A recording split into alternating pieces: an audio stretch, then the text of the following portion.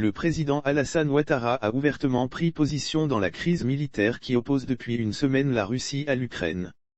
Recevant mardi 1er février 2022 des ambassadeurs occidentaux, accrédités en Côte d'Ivoire, la ministre Kandia Camara a indiqué avoir reçu des instructions fermes du président Alassane Ouattara, pour que la Côte d'Ivoire soutienne l'Union européenne et ses alliés à voter oui sur toutes les résolutions qui seront prises par les organisations internationales travaillant sur la crise en Ukraine.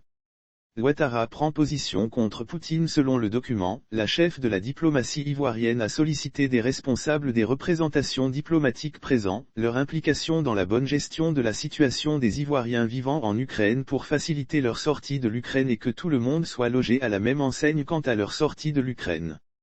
Elle a souhaité qu'il leur soit créé des facilités de passage aux frontières. Les ambassadeurs ont tenu à rassurer la chef de la diplomatie ivoirienne sur les dispositions prises pour accueillir les réfugiés ivoiriens. Les ambassadeurs ont tenu à rassurer la chef de la diplomatie ivoirienne sur les dispositions prises pour accueillir tous les réfugiés et les Ivoiriens en particulier.